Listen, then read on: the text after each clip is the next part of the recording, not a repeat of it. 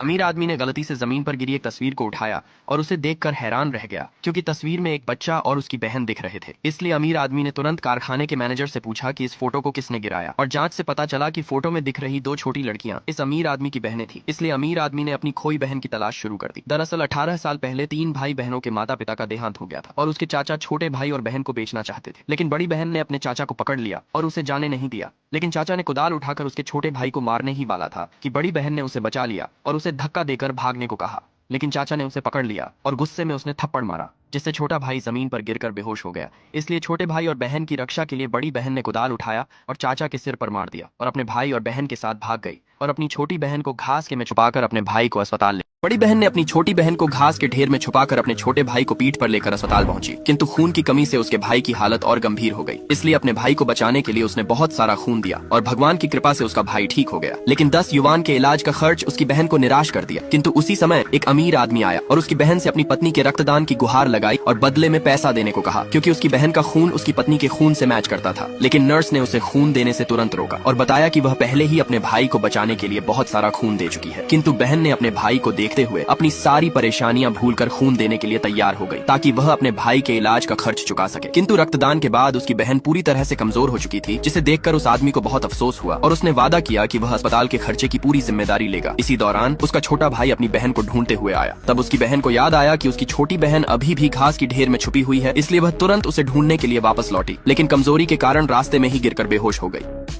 जब सीईओ अपनी कार से घर जा रहे थे तो अचानक उन्होंने सड़क पर एक महिला को देखा, जिसका चेहरा बिल्कुल उनकी मां जैसा था। इसलिए सीईओ तुरंत कार से बाहर निकलकर उस महिला के पास गए, किंतु उनका उत्साह इतना बढ़ गया कि शुगर लेवल कम हो गया और अचानक चक्कर आ गया। महिला ने यह देखा और तुरंत अपने बैग से मैदा की शक्कर निकाली और उन्हें खाने को दी। शक्कर का वही स्वाद था जो उनकी माँ बचपन में बनाया करती थी। इस स्वाद से सीईओ को यकीन हो गया कि यह महिला शायद उनकी खोई हुई माँ हो सकती है, जो 20 साल से गुमशुदा थी। इसलिए उस महिला का पीछा करते हुए उसकी कार्यस्थल पर पहुंचे और पूछा कि वह मैदा की शक्कर आपने कहाँ से खरीदी। पर महिला ने बताया कि उन्होंने यह खुद बनाई है, क्योंकि उनके बेटे को भी बचपन में शुगर की समस्या होती थी, इसलिए मैदा की शक्कर साथ रखती थी। पर सीईओ महिला की असली पहचान जानना चाहते थे, इसलिए सीईओ ने महिला की चेहरा देखने की कोशिश की, पर महिला ने अपना चेहरा छिपा लिया। इसलिए सीईओ ने महिला के बारे में और जानकारी लेने की कोशिश की, लेकिन तभी मालिक ने दीवार के पीछे से ताना मारते हुए कहा कि यहाँ काम करने आई हो या बातें करने। इसलिए सीईओ ने अपने स्टाफ से महिला के बारे में पता करने को कहा और पता चला कि 20 साल पहले अपने दोनों बच्चों को पालने के लिए वह गांव में मैदा की शक्कर बेचा करती थी, लेकिन उनके चेहरे के निशान की वजह से गांव वाले उन्हें ताना मारते थे। पार्ट 2 के लिए वीडियो को लाइक करके चैनल को सब्सक्राइब कर।